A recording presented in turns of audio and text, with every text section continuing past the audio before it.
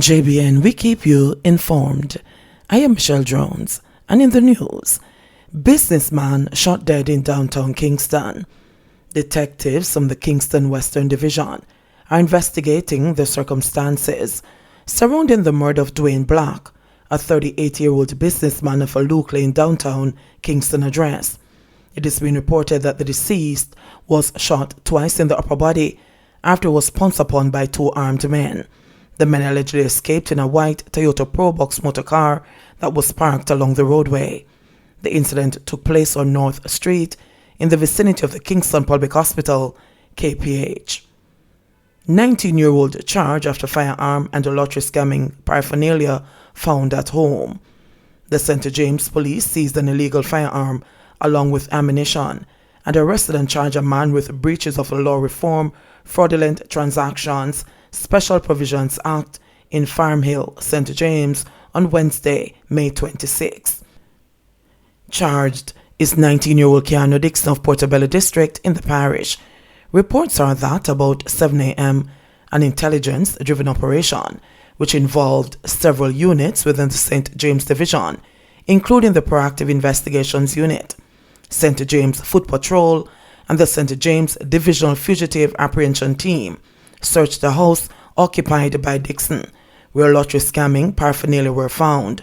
During the search of the yard, one homemade shotgun with 4 12-gauge cartridges was found buried at the fence line.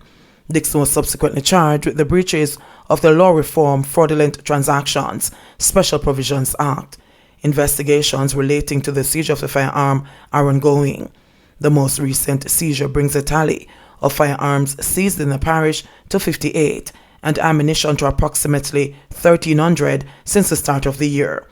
St. James continues their success rate in removing illegal firearms from the nation's streets, as they were recently highlighted as the Jamaica Constabulary Force's leading division in the seizure of firearms. Men charged for murder of Natalie Dawkins remanded. The 2 men charged for the murder of Clarendon teacher Natalie Dawkins were remanded when they appeared in the Clarendon Parish Court today. They are to return to court on June 14. Charged are 20-year-old Eliado Goldburn of Sandy Bay District and a 19-year-old Mario Headley of Palmer's Cross District, both in Clarendon. The men are charged with murder, abduction, burglary, illegal possession of firearm and ammunition, and assault with intent to rape. Dawkins, a grade 3 teacher at the Four Paths Primary and Junior High School, was reported missing on Tuesday, March 30. Her decomposed remains were found in a shallow grave in Sandy Bay on Thursday, April 8. 15 charged after being held at illegal party in St. Thomas. 15 persons were arrested and charged with breaches of the Disaster Risk Management Act after they were held at an illegal party in St. Thomas. It's reported that about 5 o'clock Monday evening, the police went to the community of Wheeler Field where they raided an illegal party. The police say more than 100 people were in attendance. Patrons ran as the police approached. However, 15 of them were accosted. They were taken to the Golden Grove police station where they were charged. They are scheduled to appear before the St. Thomas Parish Court on June 23. Meanwhile, a police constable on Wednesday pleaded guilty to breaching the Public Health Act when he appeared in the St. Elizabeth Parish Court. Christopher Brown, who is assigned to the St. Elizabeth Police Division, was charged last November for staging an event in breach of the Disaster Management Risk Act. Brown is scheduled to be sentenced on June 9. It was reported that members of the St. Elizabeth Police found a party in progress in the community of Round Hill. Inquiries were made, and it was discovered that the constable was responsible for staging the event. The party was shut down and the policeman warned for prosecution. Father of boy accused of shooting cousin says he is in shock. The father of the teen who is charged with murdering his 6-year-old cousin is adamant that his son has never been a troublemaker. Me man them good. Everybody did good, so me no know. Him never yet in trouble with the law. At the first him a go in a dem a sitting here, the father said. Me feel upset over the entire incident. I'm really sorry that this take place, especially to my own cousin's son, who are also him one cousin. The 15-year-old was remanded when he appeared in the Westmoreland Family Court yesterday. his attorney, Henry McCurdy, said that the case is set for July 23. McCurdy also said that he plans to push for manslaughter charges. The teen's father, who works on a farm away from the family home in Westmoreland, recalled the shock when he heard the news. And so me hear my phone a ring, and me get a call, say if me hear my son shoot somebody run at the yard. The father stated. Me said, no sir, him can't shoot nobody run at the yard and a family yard. And same time my brother call me and ask me if me here and see my nephew and him gone to hospital. Me say lick me brain, me start walk up and down in the rain. And I wonder something like that for happen. The father said that he and his son have a good relationship. Him really live with him mother and another, but through me work on the farm, him come down at the house a week time for him money, he said. The teen is charged with the murder of Jadane Miller, who was shot on May 20. The teen turned himself over to the police at the Freeport Police Station in Montego Bay, St. James, 2 days later. Reports are that shortly after 2:30 p.m., the teen and others were inside a yard on Darling Street in Savlamar when he started to play with an illegal gun. It is further reported that the weapon went off and Jadane was hit in the upper back. The teen then fled the scene, while Jadane was rushed to the Savlamar Hospital by his uncle, where he was pronounced dead. The police are yet to recover the weapon. Woman set on fire by a spouse in Hanover, airlifted to the U.S. today. Nicola Clark was airlifted to the U.S. today for treatment for severe burns she received after being doused with gasoline and set on fire in Great River, Hanover, 2 weeks ago. Miss Clark was being treated at the Conroe Regional Hospital in St. James. However, the hospital does not have a burn unit. The trip, which cost more than $1 million, was made possible through the Kingston-based non-profit organization San Myrna Foundation Limited. Stephen Josephs, project manager at San Myrna, said the foundation was pleased to assist and loved the response to Clark's plight. We have just gotten an acceptance letter from the hospital to receive her, and she'll be flying from the Sanctuary International Airport in Montego Bay by Trinity Air Ambulance, Josephs stated.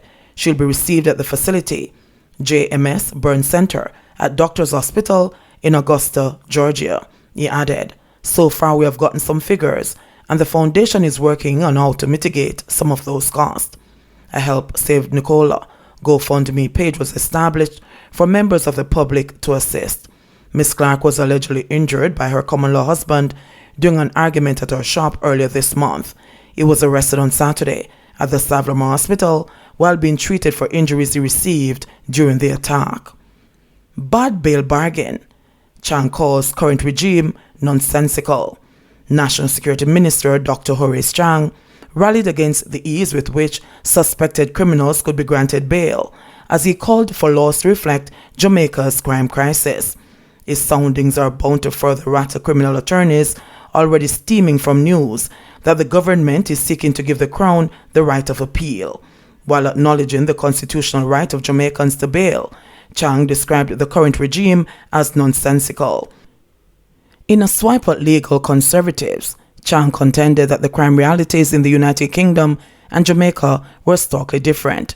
UK, there are 33 murders in a population of nearly 100 million.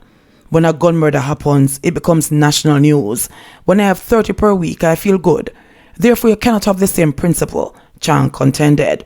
The National Security Minister, who made his contribution to the sectoral debate on Tuesday, said the suspects on bail are killing more people. He did not provide any evidentiary proof for his claims. A man commits and come before you. You give him bail this week. Him go out and commit another crime. Him come back next week. You give him another bail till him kill 5-6 people, a frustrated Chang lamented. The National Security Minister alluded that a regime had to be found to have tougher bail conditions within the ambit of the Charter of Fundamental Rights. He said the country cannot afford for people charged with murder to be committing more crimes while out on bail. Our laws must reflect some of the Jamaican culture and realities, Chang declared. Chang also hit out against a judge who he accused of using the obiter dicta to lecture the executive branch of government on how it should conduct its affairs. That aspect of the law is there to allow judges, who are supposed to be of bright minds, to sometimes give a bit direction without crossing the boundary into the executive, not to allow them to lecture the executive and criticize government policy, the minister said. He did not name the judge. In the meantime, Chang, who is also the deputy prime minister, said that Jamaica was witnessing its lowest record of serious crimes in more than 2 decades.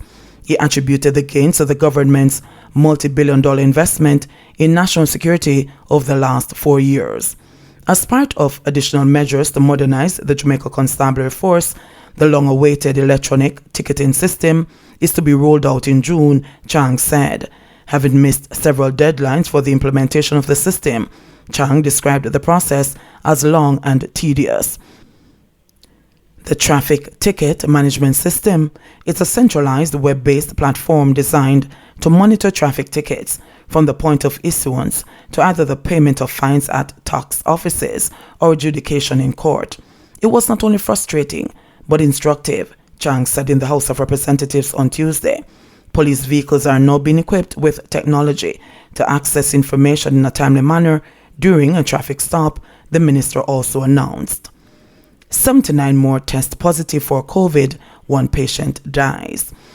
Jamaica recorded 79 new cases of the COVID-19 and 1 virus fatality yesterday, bringing the total number of confirmed cases to 48,180 and the death toll to 935.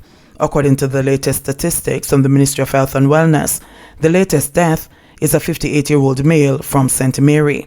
Meanwhile, the new virus cases consist of 41 females and 38 males with ages ranging from 1 year to 95 years. The new cases were recorded in St. Catherine 28, Kingston and St. Andrew 20, St. Thomas 8, St. James 5, St. Mary 5, Clarendon 4, St. Elizabeth 3, Westmoreland 3, St. Anne 2, and Hanover 1. The ministry also reported 155 recoveries, pushing the total virus recoveries to 24,528. There are 22,348 active cases of the virus on the island. JBN, we keep you informed. Please remember, subscribe, like, share, leave us a comment, and click the notification bell to receive our daily news items.